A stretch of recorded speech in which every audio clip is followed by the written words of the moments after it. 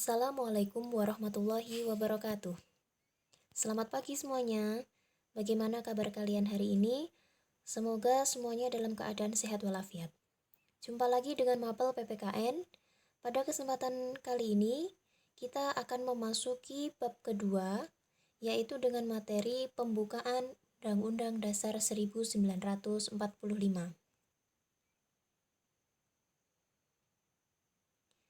Subbab yang pertama, kita akan membahas tentang makna alinea pembukaan Undang-Undang 1945.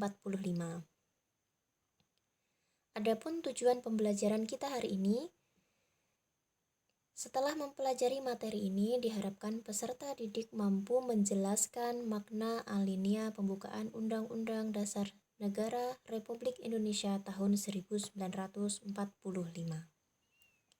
Oke, langsung saja kita bahas materinya.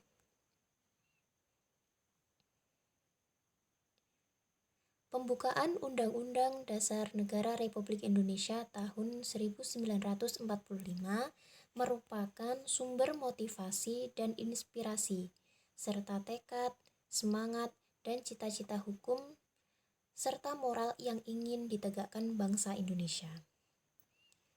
Seperti yang kita tahu, bahwa pembukaan memiliki 4 alinea, yang masing-masing memiliki makna tersendiri. Makna alinea pertama menegaskan bahwa kemerdekaan adalah hak segala bangsa, bukan hak perorangan ataupun individu.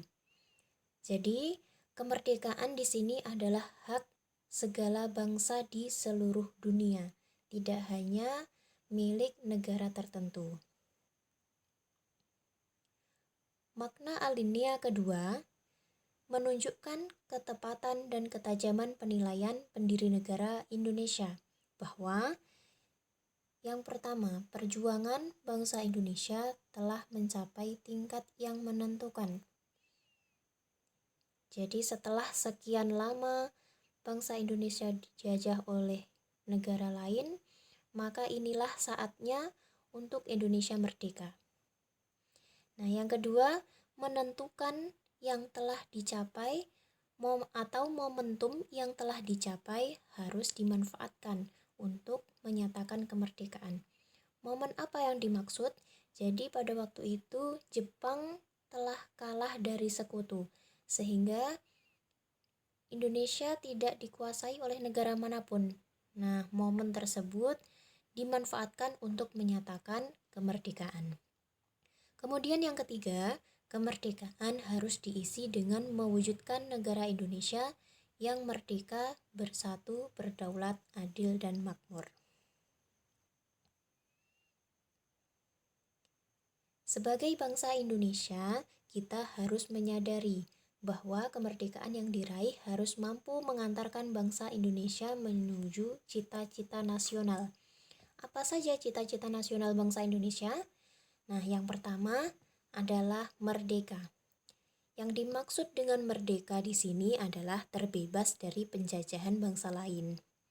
Kemudian, cita-cita yang kedua adalah bersatu. Maksudnya, bangsa Indonesia menghendaki bersatu dalam negara kesatuan. Bukan negara serikat, bukan negara kerajaan, tapi negara kesatuan yang berbentuk republik. Cita-cita yang ketiga adalah berdaulat. Jika Indonesia dipandang sebagai negara yang berdaulat, berarti ada kebebasan menentukan tujuan dan nasibnya sendiri. Tidak ada ketergantungan dari negara lain. Dengan kekuatan dan kekuasaannya sendiri, serta sederajat dengan bangsa lain. Cita-cita yang keempat adalah adil. Adil di sini yang dimaksud adalah adanya keseimbangan antara hak dan kewajiban. Yang kelima adalah makmur. Makmur adalah Indonesia yang makmur berarti terpenuhinya kebutuhan warga negara Indonesia, baik kebutuhan material maupun kebutuhan spiritual. Bisa dipahami ya? Oke, kita lanjut. Makna alinea ketiga. Alinea ketiga menjelaskan bahwa kemerdekaan yang dicapai oleh bangsa Indonesia tidak hanya dicapai dengan segenap usaha saja, tetapi juga berkat rahmat dan anugerah Tuhan Yang Maha Kuasa.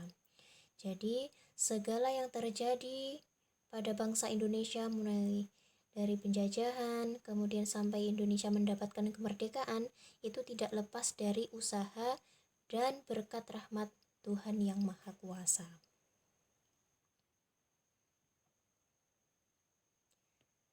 Makna alinea keempat.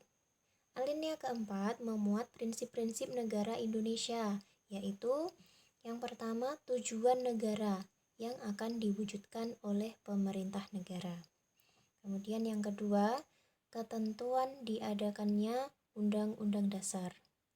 Kalau yang kita bahas sekarang ini adalah pembukaan undang-undang, maka yang nomor 2 ini adalah ketentuan diadakannya undang-undang. Undang-undang itu yang mana?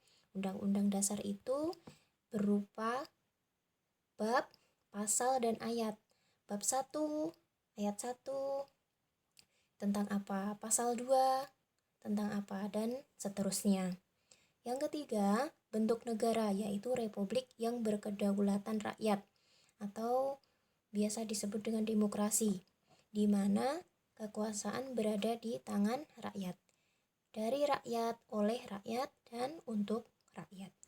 Yang keempat, dasar negara, yaitu Pancasila. Oke, mungkin cukup sekian materi kita hari ini. Untuk tugas yang pertama, silahkan kalian tulis materi hari ini pada buku tulis PPKN kalian.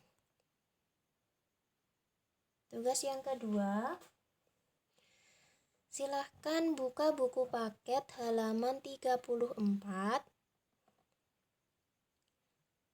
Tugasnya seperti di layar ya. Bandingkan kondisi bangsa Indonesia pada masa penjajahan dengan masa kemerdekaan. Jadi tugas kalian adalah membandingkan pada waktu masa penjajahan kondisi bangsa Indonesia itu seperti apa. Kemudian pada saat merdeka itu seperti apa. Tugas yang ketiga, lanjut pada halaman 36. Di situ kalian disuruh untuk menuliskan pendapat kalian tentang upaya bangsa Indonesia dalam mencapai cita-cita nasional. Cita-cita nasional tadi kan ada 5. Merdeka, bersatu, berdaulat, adil, dan makmur. Jadi contohnya nomor 1 misal, cita-cita nasional yang pertama adalah merdeka. Upaya bangsa Indonesia untuk mewujudkan kemerdekaan itu apa? Dengan cara berjuang melawan penjajah, misalnya seperti itu, dan seterusnya. Kemudian tugas yang keempat, silakan buka buku paket halaman 39. Di situ kalian disajikan tujuan negara Indonesia. Ada 4, yaitu yang pertama melindungi segenap bangsa dan seluruh tumpah darah Indonesia, memajukan kesejahteraan umum, mencerdaskan kehidupan bangsa, serta melaksanakan ketertiban dunia. Upaya bangsa Indonesia apa?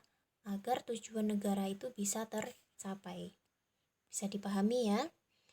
Nanti jika ada kesulitan silahkan japri via WA.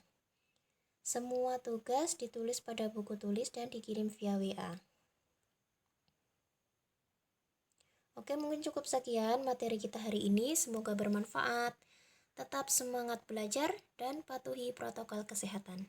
Wassalamualaikum warahmatullahi wabarakatuh.